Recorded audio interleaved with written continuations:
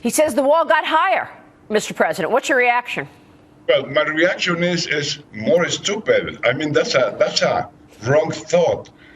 Migration should be handled in a different manner. That's why we have a proposal, a bill in U.S. Congress presented by Senator McCain, long time ago, that solves and makes the case of migration a positive issue for the United States and for Mexico. So, I mean, it's not taking the stick and attacking everybody, attacking the Pope, attacking the Mexicans, attacking the Muslims, attacking women, attacking migrants. That's not the way to go. That chair, the chair of the President of the United States, is so elegant, is so full of power that only people with intense reasonability, with intelligence, and with compassion have seated in that chair. I mean, this guy is out of the world. He thinks that by building a wall, which is only a consequence of the fear he feels inside, he feels fear. Only those who feel fear build walls. He said that the Chinese wall was many more miles longer than the U.S. wall. Well, I want to tell Trump, the Chinese wall did not work against their enemies. The Berlin Wall, built by Russia, the dictatorship, did not work against freedom. So he's absolutely wrong. Just the concept of wall is terribly misleading. Right. I will invite this guy to withdraw from the race, to go back to his business, and forget about what is a nation, what is a presidency of a nation, what is macroeconomics, what are going to say all the global corporations. Let me tell you, the Fortune 500s, 40% of Fortune 500s have been created by migrants, by foreigners. Yeah, no, I think you make a great point. I think you make a great point on that. But, you know, Donald Trump will push back and say, look, I'm leading with Hispanics. Look what just happened. Look what just happened in the caucuses, right? Now, you say you want to know who these Hispanics are that voted for Trump in the Nevada caucus. Why? Why do you want to know who these Hispanics are?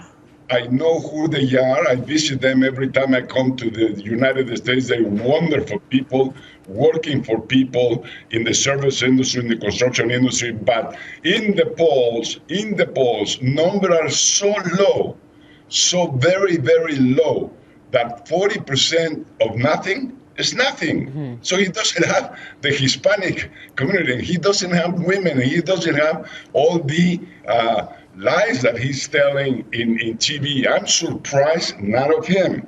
He can be whatever he wants. That's his choice. But I'm surprised of those 40% Republicans, followers of Trump, that a Trump, which is a false prophet, that is taking them to the desert where there's no water. I mean, this great nation cannot be taken on a different path than what it is. America is already great. It's the greatest nation in the world. It's the largest economy in the world. And together, NAFTA, Canada, United States, and Mexico, we are the largest consumer bloc in the world. Where is he going to sell the products? He complains about General Motors and Ford building plants in Mexico. He's built Trump buildings everywhere in the world. Yeah. So he's inconsistent, he's erroneous, he is egocentric, he is arrogant, and he is vain. Well, so, you know what? Something is happening. Something is happening with the people because he's still in the lead in America for the presidential race right now. And, you know, everybody who comments on it, it seems like it helps him. For example, he's talked about China. Now the Chinese are upset, right? The Chinese say, you know, we're watching Donald Trump. You're speaking out. You're saying, look, I'm watching and he's this and he's that. It ends up helping Trump. Do you think your comments right now are ultimately going to help him because the people of America are going to say, or his supporters are going to say, good, Donald Trump is impacting people and he's, you know, getting noticed?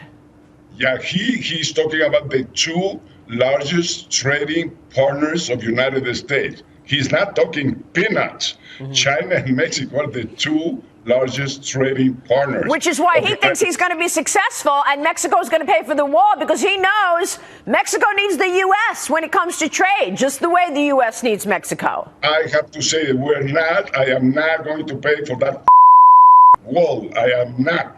And he should know that. And I'm not going to apologize. On the contrary, a real public servant, Joe Biden, Vice President of the United States, he said in Mexico, I have to apologize for this guy. I mean, it's not credible. I mean, the debate yesterday is so poor compared to democratic debates.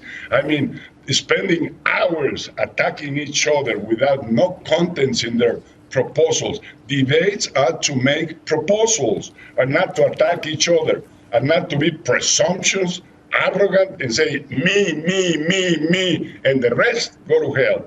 This is not what United States need. In that chair sat President Washington, President Jefferson, President Reagan, all this Franklin Delano Roosevelt, Kennedy. I mean, that chair is for sensitive people, for people that has reason, that thinks, that has compassion. That's the most important word. Yeah. This guy says he's evangelical. Well, she should start learning a little bit about compassionate things. Yeah. Evangelicals are promoters of love, promoters of communication, networking, team working, and especially spirituality. This guy is a material mass of 80 kilograms of body. No intelligence, no spirituality.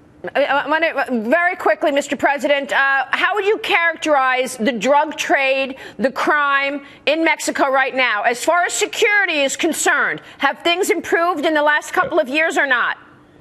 Yes, it has improved by 30%. Now crime rate in Mexico is down from 28 with President Calderon. Took it that high. When I finished my government, it was 9. 9 crimes out of each 100,000 inhabitants. Calderon took it up to 28. Terrible, that war on drugs. Okay. A total failure. And now it's down to 18. But the case here is as long as that huge, mammoth drug market in the States continues, the problem of drugs will continue. Right. United States should advance to legalization. All these issues, Trump doesn't know nothing about them. Mr. President, thank you very much for joining us this morning. We appreciate it. President Vicente Fox there. I want to apologize to our viewers right now. We were not expecting the president to curse the way he did. We apologize. This is live television, and it did go out on the air.